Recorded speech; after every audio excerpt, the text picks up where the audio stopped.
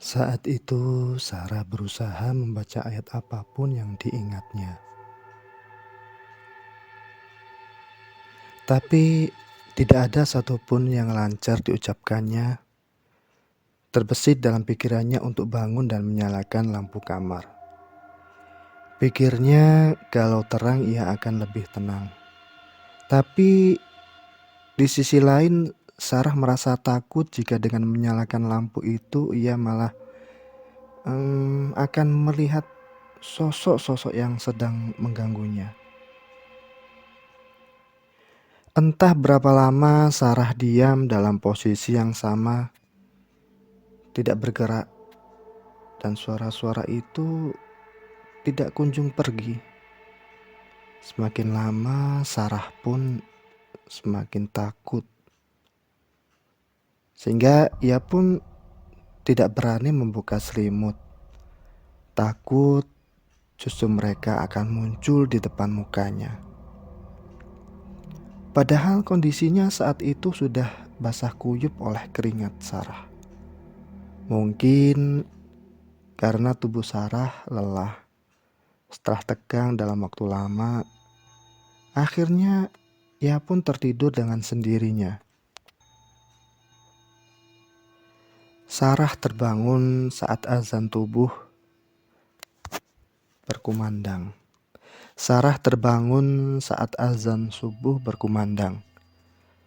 Suara-suara aneh itu sudah hilang. Meskipun sedikit lega karena ada suara-suara orang di gang berjalan menuju masjid yang akan menunaikan sholat subuh, tapi rasa takut Sarah masih sangat besar. Ya, itu adalah momen pertama Sarah berkenalan dengan penghuni kontrakan. Walau tidak bertatap muka langsung, tapi perkenalan itu membekas hingga sekarang. Ia tidak akan menceritakan kejadian tersebut kepada kedua saudaranya.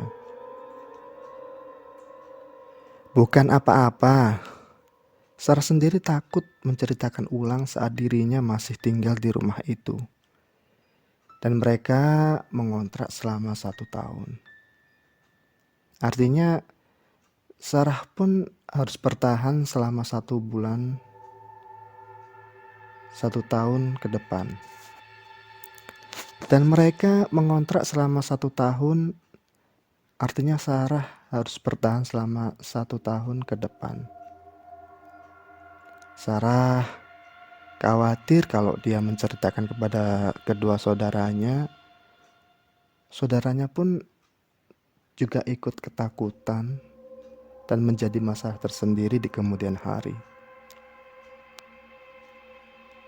Setelah kejadian itu, ia hanya merasakan beberapa gangguan-gangguan kecil yang menimpanya seperti barang berpindah tempat,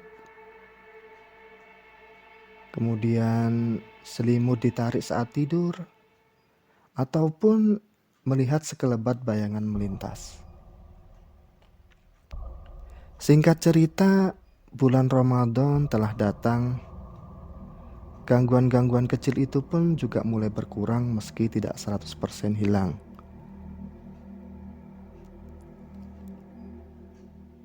Lebih lanjut, ada salah satu tetangga Sarah yang bertempat tinggal di ujung gang yang bernama Gerald. Dia adalah anak band yang gaul dan cocok berteman dengan Sarah. Karena kepribadiannya pun juga asik dan dia juga baik. Sejak pertemuan pertama, mereka jadi semakin akrab hingga akhirnya pada suatu malam mereka memutuskan untuk sahur bersama di salah satu kafe di Lembang. Gerald menjemput jam 9 malam. Gerald, jemput jam 9 malam ya, ucap Gerald.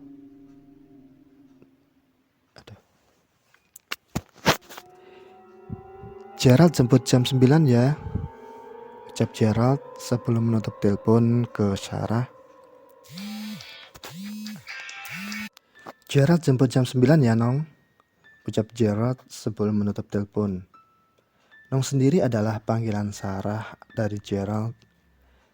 Rencana sahur malam ini hanya akan ada mereka berdua karena teman-teman yang lain tidak bisa ikut. Tak masalah bagi mereka berdua karena suasana alam terbuka dan hawa yang dingin adalah favorit mereka. Saat itu, Sarah baru saja selesai meeting dengan anak band.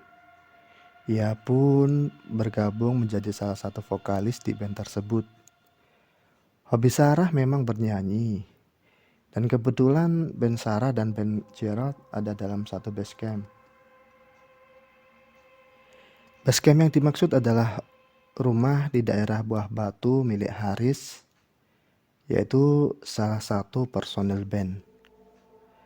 Gerald tidak ikut meeting karena suatu hal, sehingga ia memutuskan untuk pulang diantarkan oleh drummernya. Dan sesampainya di rumah, Sarah pun segera berbuka dan sholat maghrib.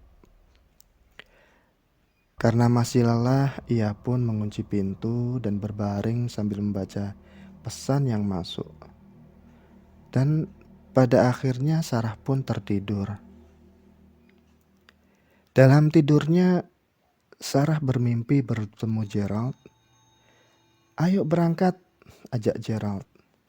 Sarah pun menggeleng enggan pergi. Entah kenapa, ia tahu jika ia sendiri sedang bermimpi. Tiba-tiba Gerald berubah menjadi menyeramkan dan berteriak marah. "Ayo pergi!" teriak Gerald. Seketika ia langsung terbangun dan tidur. Seketika itu ia pun langsung terbangun dan kaget. Dan dalam keadaan masih sangat mengantuk, mata Sarah tertuju pada seseorang yang duduk menunduk di ujung kasur dekat kakinya. Iya, yang menunduk di ujung kasur dekat kakinya. Posisinya menunduk. Seorang laki-laki memakai topi mirip Gerald. Mata Sarah pun semakin berat. Rasa kantuknya semakin tak tertahankan. Tak biasanya ia begitu.